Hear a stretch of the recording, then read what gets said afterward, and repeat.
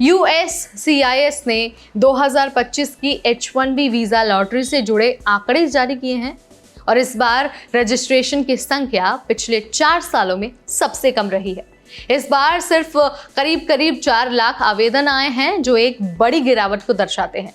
तो आज की इस वीडियो में हम इसके पीछे का कारण जानेंगे कि ये जो आवेदन की संख्या है वो इतनी ड्रास्टिकली क्यों कम हुई है, USCIS ने कौन से नए नियम लागू किए हैं और इन बदलावों का असर आपके H1B चांस पर कैसे पड़ सकता है।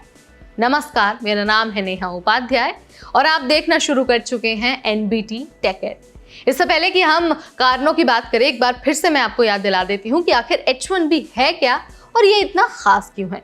अब H1B वीज़ा जो है वो अमेरिका का एक स्पेशल वीज़ा प्रोग्राम है जिसके तहत कंपनियां फॉरेन प्रोफेशनल्स को जॉब पर रख सकती हैं। खासकर टेक्नोलॉजी, इंजीनियरिंग, फाइनेंस और हेल्थ केयर जैसे सेक्टर्स में H1B वीज़ा की बहुत डिमांड है। वैसे तो हर साल सिर्फ 85,000 H1B वीज़ा जारी होते हैं और इसमें 65,000 वीज़ा जनरल कैटेगरी के लिए होते हैं और 20,000 US मास्टर्स डिग्री वालों के लिए रिजर्व होते हैं। इतनी कम संख्या होने के बावजूद हर साल लाखों की संख्या में रजिस्ट्रेशन होते हैं। 2025 के अगर हम आंकड़ों की बात करते हैं तो इस बार रजिस्ट्रेशन में भारी गिरावट हुआ है। USCIS के अनुसार मार्च 2025 में करीब 4 लाख वैलिड रजिस्ट्रेशन हुए हैं। ये पिछले साल यानी कि जो फाइनेंशियल ईयर 2024 है उससे 26% कम है। और इसके अलावा मैंने आपको बता ही दिया है ये पिछले 4 साल में सबसे कम है। इससे पहले यानी कि अगर हम 2023 और 2024 की बात करते हैं तो करीब 8 लाख रजिस्ट्रेशन हुए थे और अब ये संख्या यानी कि 2025 में करीब 4 लाख पर आ गई है। अब जरा ये जान लीजिए कि इतने बड़े ड्रास्टिक गिरावट की वजह क्या है। अब देखिए, USCIS ने एक अपडेटेड लॉटरी सिस्टम लागू किया है। अब हर व्यक्ति को बराबर मौका दिया जाएगा। पहले क्या होता था कि जो कंपनियां होती थी जो रजिस्ट्रेशन करती थी वो एक ही व्यक्ति के लिए कई बार रजिस्ट्रेशन कर सकती थी, जिससे क्या होता था जो सिस्टम है उसमें धांधली होती थी।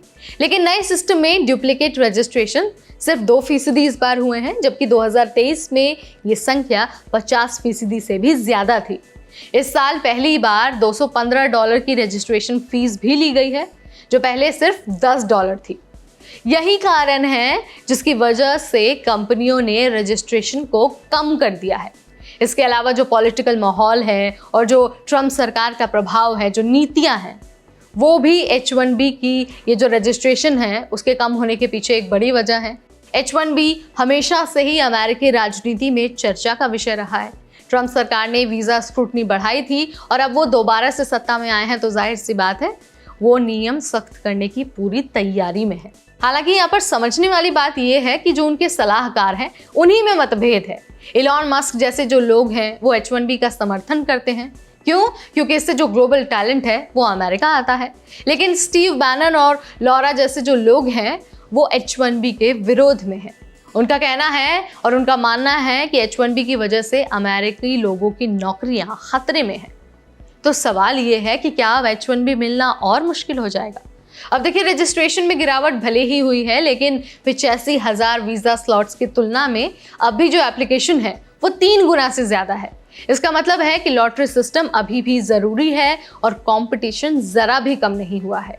अब USCIS ज़्यादा ट्रांसपेरेंसी और फेयरनेस पर ध्यान दे रहा है, जिससे जो सही और एलिजिबल कैंडिडेट हैं, डिजर्विंग कैंडिडेट हैं, सिर्फ उन्हीं को फ़ायदा मिलने वाला है।